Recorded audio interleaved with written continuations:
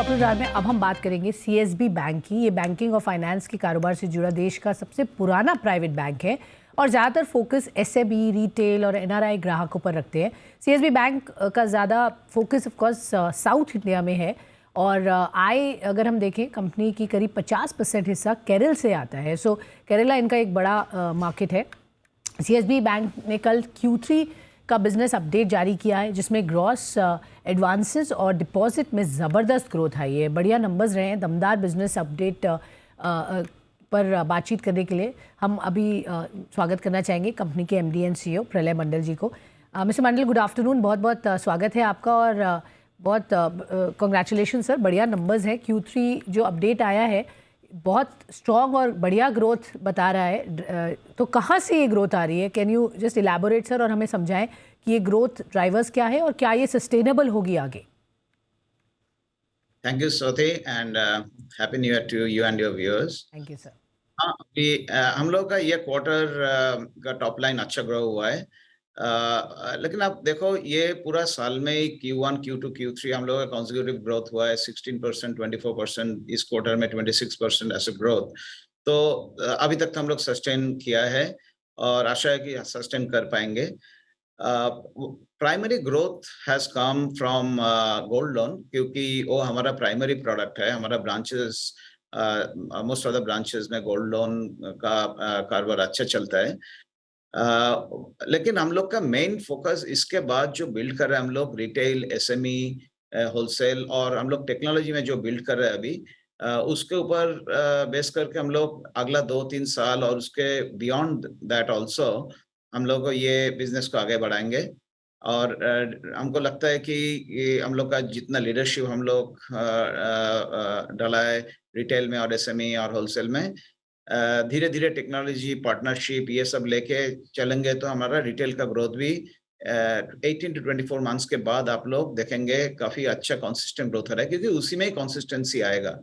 और जब रिटेल और एसएमई का ग्रोथ आएगा, होलसेल का ग्रोथ आएगा, फिर हमारा जो लायबिलिटी का जो फ्रेंचाइज है वो भी बढ़ता रहेगा क्योंकि एसेट ग्रोथ काफी नहीं है। Banking is a double side balance sheet business. Funding liability का जो फ्रेंचाइज होता है वो भी बिल्ड करना है। तो हम लोगों का अभी तक लास्ट ईयर हमारा ग्रोथ 9% था। फ्रॉम देयर 16, 24 एंड 26 काफी सस्टेनेबल लग रहा है और आशा है कि हम लोग सस्टेन कर पाएंगे। फुल सर, तो जिस तरह से आपने एक्सप्लेन किया कहाँ से ग्रोथ आई और आगे भी सस्टेन करने की आपने बात की, उसके रीजंस भी दिए। तो gold of course has contributed the maximum in your portfolio. Sir, Kasa deposit मैं देख रही हूँ वो थोड़ा गिरा है 0.9% क्वार्टर ऑन क्वार्टर। इसका क्या रीज़न है सर? और आगे थोड़ा सा हमें आउटलुक देंगे कासा रेशियो पर, हाउ मच इज़ इट और किस तरीके का कंपैरिजन करेंगे on a quarter on quarter basis sir? देखिए सिस्टम लिक्विडिटी थोड़ा लो है। आपको पता है लास्ट क्वार्टर में नेगेटिव भी था system liquidity for a while. आज का लिक्विडिटी ठीक ठाक है लेकिन थोड़ा वोलेटाइल है। गवर्नमेंट स्पेंडिंग बढ़ेगा तो सिस्टम लिक्विडिटी भी थोड़ा सा ईज आउट हो जाएगा। तो हमको आशा है कि overall deposit growth franchise will be easier for the whole system, not only us. Having said that, credit growth भी पूरा सिस्टेमिक ग्रोथ अच्छा चल रहा है। अभी ओवर सिस्टम में 17 to 19% का बीच में ग्रोथ आ रहा है। सस्टेनेबल कितना होगा देखेंगे। जीडीपी ग्रोथ और ओवरऑल इकोनॉमी कैसा ग्रो करता है उसके ऊपर डिपेंड करता है। लेकिन हमारा जो कासा ग्रोथ का जो क्वेश्चन है इसको मैं दो पार्ट में मैं आंसर दूंगा। एक है कि हम लोग 9-10% में ग्रो कर रहे थे लास्ट ईयर, अभी 25% में ग्रो कर रहे हैं इस साल अभी तक।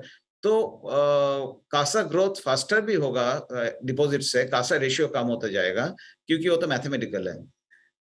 Having said that, for example last quarter में हम लोगों का कासा ग्रोथ 16% था, डिपॉजिट लेस देन 10 था, ओवरऑल 10 था, फिर भी कासा रेशियो नीचे आ गया था।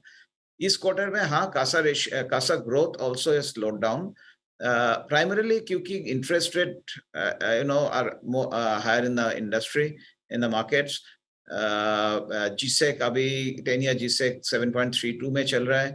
तो उसी में lot of CASA deposits moves into the liability. I have seen always कि जब वो डिपॉजिट्स ग्रोथ होता है, डिपॉजिट इंटरेस्ट रेट ऊपर जाता है, थोड़ा सा कासा रेशियो के ऊपर प्रेशर आता है। खाली हमारा बैंक में नहीं, सब बैंक में ही होने वाला है ये। लेकिन हम लोग का अभी नया कस्टमर ऐड कर रहे हैं हम लोग। उसी में और करंट अकाउंट में ऊपर भी फोकस लाएंगे, ट्रांजैक्शन बैंकिंग प्रोडक्ट्स भी डालेंगे, टेक्नोलॉजी भी डाल रहे हैं हम लोग। इसी के ऊपर हिसाब करके ये जो कासा ग्रोथ है, ये लॉन्ग टर्म स्टोरी है। और EMI, home loans, all this SME, all this things जब चालू हो जाएगा ठीक से, ऑटोमेटिकली कासा ग्रोथ हो जाएगा। लेकिन ये जो डिपॉजिट ग्रोथ ये भी इंपॉर्टेंट है, क्योंकि एसेट ग्रोथ के लिए फंडिंग चाहिए, और फंडिंग के लिए ग्रैन्युलर डिपॉजिट बड़ा इंपॉर्टेंट होता है, और वो भी कस्टमर फ्रेंचाइज बढ़ाता है। तो ओवरऑल हम ओके लोग क्वाइट सेटिस्फाइड है इसके लेके। Okay, fair enough. तो ये तो रहा सर कासा ग्रोथ पर आउटलुक। लेकिन मैं ब्रोकरेज फर्म्स देख रही थी, वहाँ पर कुछ कंसर्न्स जो हाईलाइट हुए हैं sir, especially with regards to NIM, net interest margins. उनका कहना है कि हम कुछ डिक्लाइन भी देख सकते हैं इन 2023। आपका क्या सेंस है सर, आप इसको कैसे देखते हैं?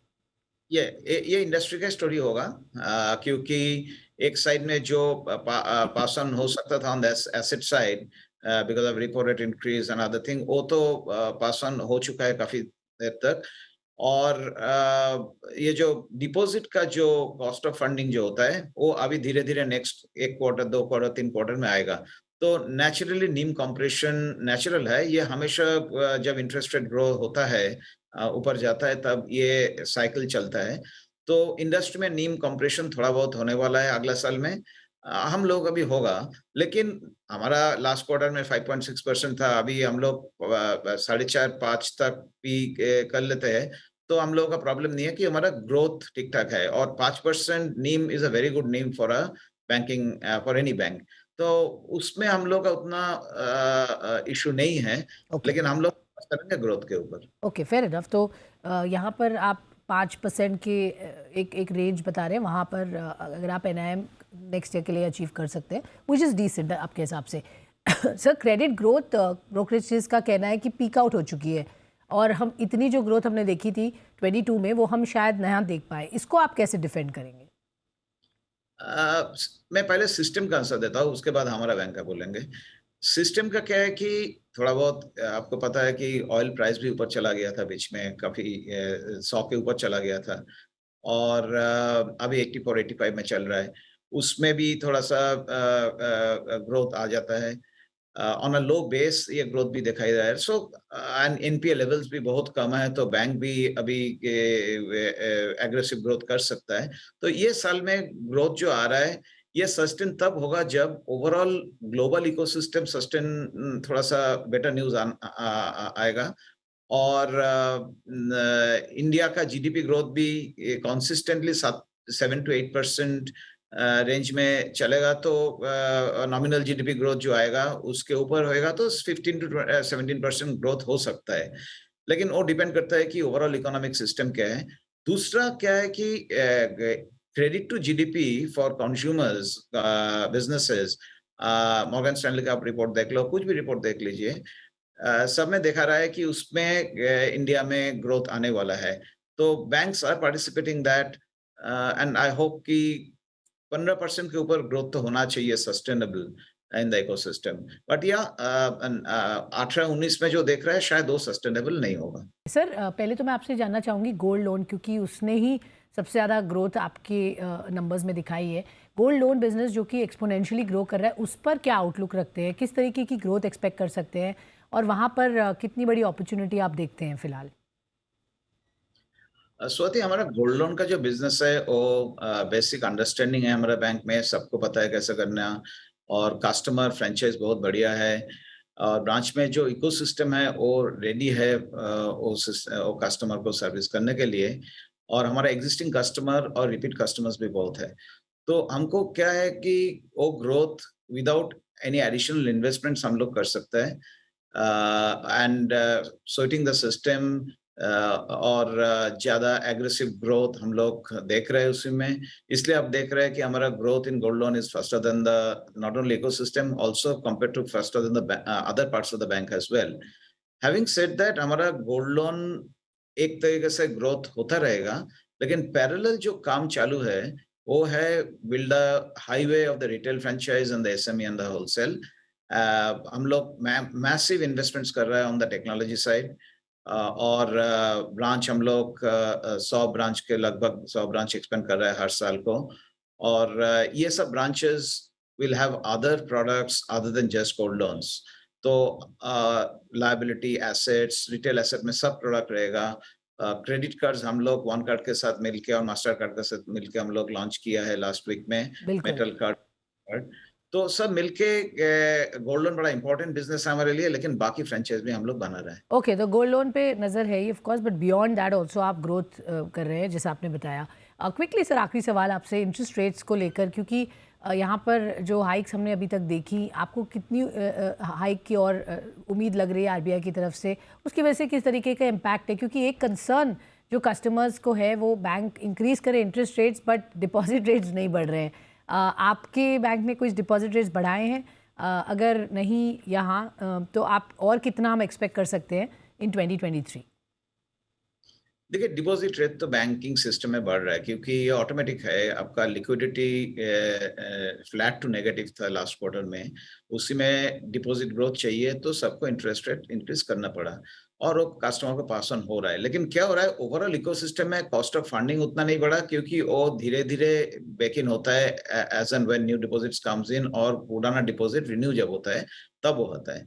तो आप देखेंगे अगला साल में कॉस्ट ऑफ फंड्स बढ़ेगा बैंक का, डिपॉजिट रेट्स काफी इंक्रीज हो गया। और ओवरऑल आपका दूसरा सवाल जो है सिस्टमिक इंटरेस्ट रेट कितना, हमको लगता है कि इन्फ्लेशन अभी थोड़ा सा कंट्रोल में आ रहा है धीरे धीरे, of course on a higher base effect.